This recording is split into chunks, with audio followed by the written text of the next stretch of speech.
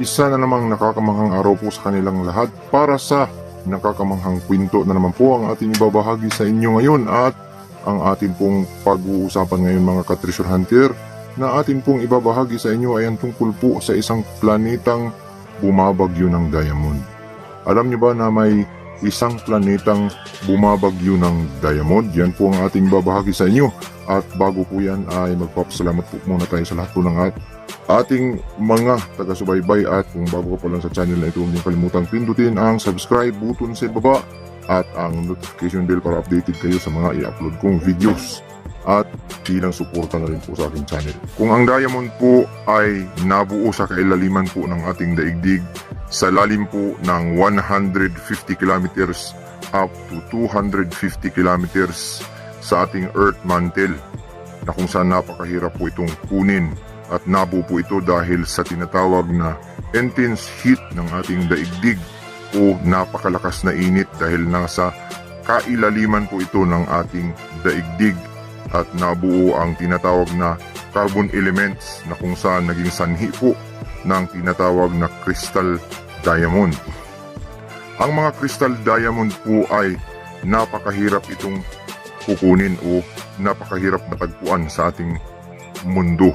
Subalit may mga planeta po na kung saan binabagyo lamang ang diamond or inuulan po ito. Atin po itong alamin mga ka-treasure hunter kung ano po ang dalawang planeta na kung saan umuulan ng diamante.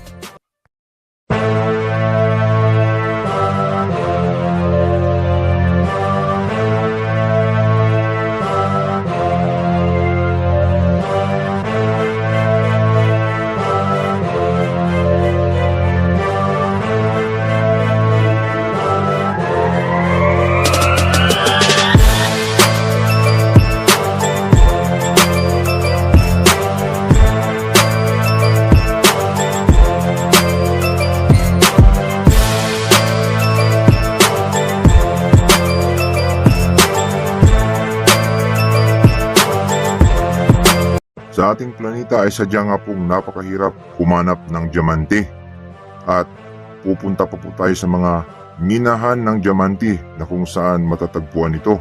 Ito po ay ang South Africa at ang Europa at maging sa iba't ibang panig ng daigdig na kung saan naroon ang diamante.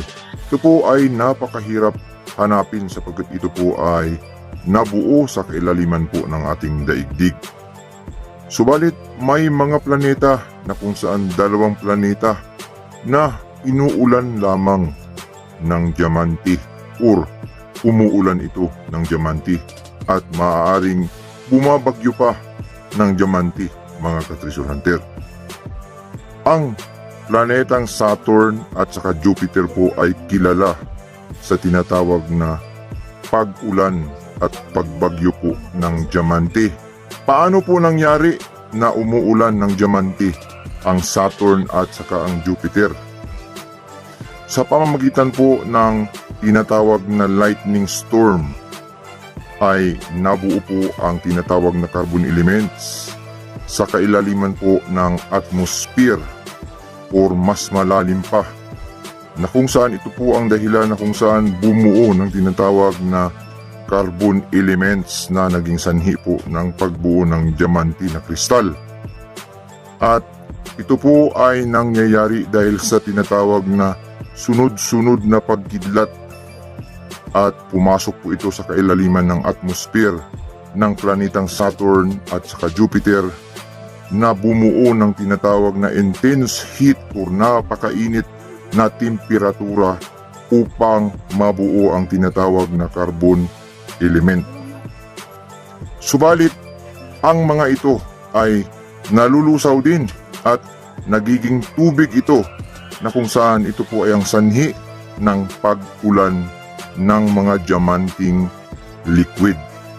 Ibig sabihin mga ka-treasure hunter, ang Saturn at saka ang Jupiter ay umuulan ng diamanting tubig. Hindi po buong diamante na kung saan ito po ay solid diamond. Sumalinaw po na ang planetang Saturn at saka Jupiter ay bumabagyo at umuulan ng mga diamante Kung nabuo po ang diamante, sanhi po ng sunod-sunod ng pagkidlat dahil po sa tinatawag na lightning storm, ay nalulusaw din po ito sa kadahilan ng lumulutang ito sa tinatawag na hydrogen at helium fluid, na kung saan ito po ay matatagpuan po sa kailaliman ng atmosphere at maaaring mas malalim pa ito.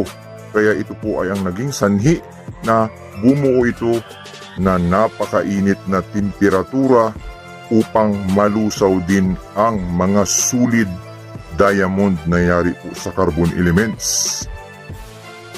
Kung ang mga diamond na kung saan nabuo ay nalulusaw din, ay nagiging tubig ito, at ito po ay ang naging sanhi ng pagbagyo ng mga diamanting tubig sa Saturn at saka Jupiter.